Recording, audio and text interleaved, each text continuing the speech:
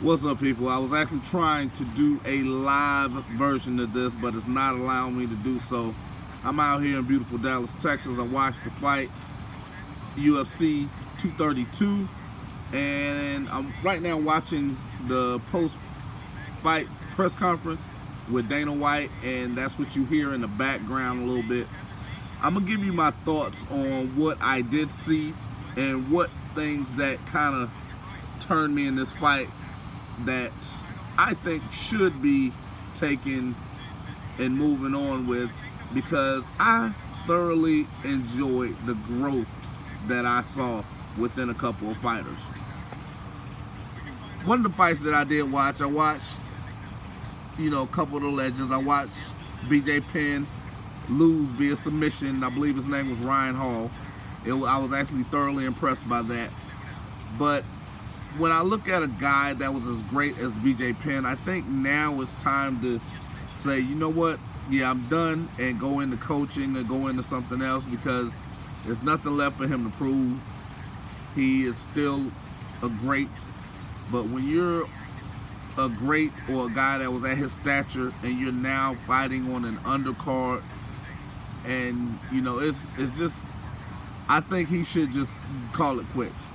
I think his time is done and he should go into something else. But great job by Ryan Hall getting the W. I'll also watch Carlos Condit. He's also another one of those scrappy veterans. I think his time is also passed. Now, I'm going to screw up the guy's name that beat him, but you know who he is. Chasey or Casey, or is Chasesi or whatever the hell his name is. But it was a very impressive fight. I was thoroughly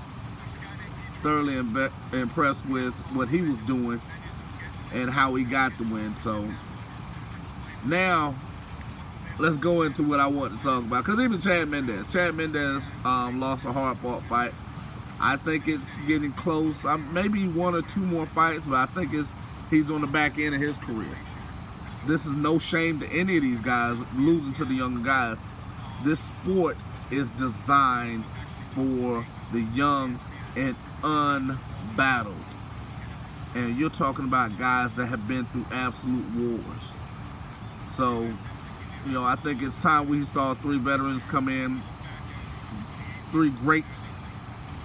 But I think it's their time. It's time to move on, time to do something else.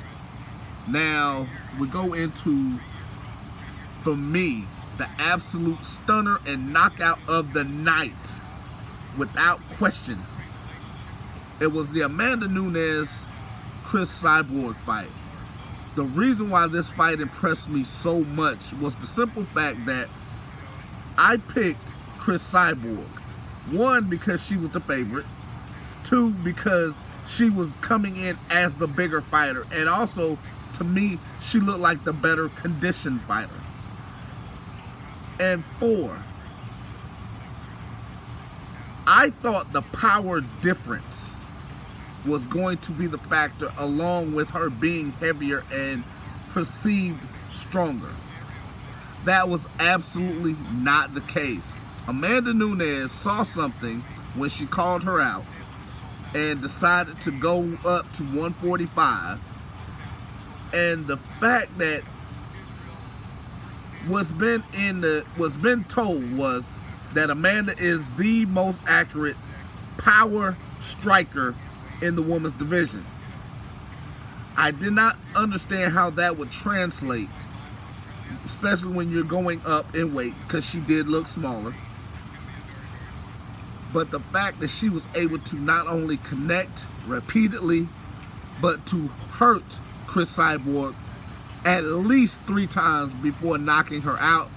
And then the punch that she threw, that right hand, was so monstrous.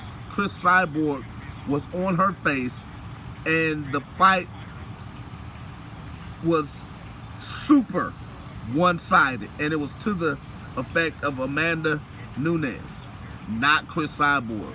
So Amanda, great job. You made me eat my words. I can live with that. And not only did you do it, you did it in amazing fashion. So congratulations on that. Now we go to my guy, John Bones Jones.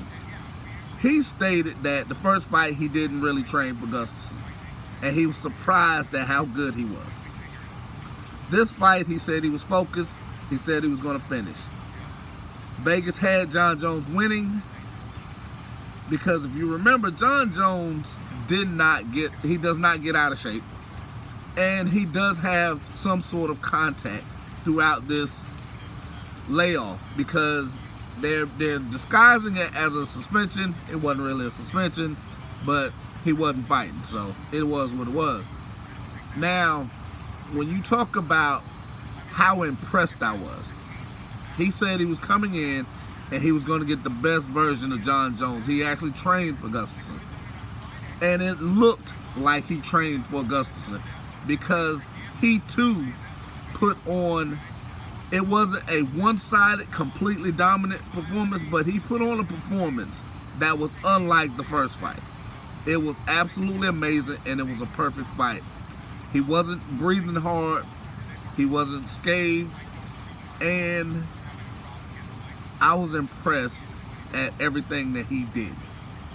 So, John Jones got the win via TKO in the third round, and it was definitely an impressive night for him. And that's all I want to really get out tonight. I appreciate everybody for tuning in.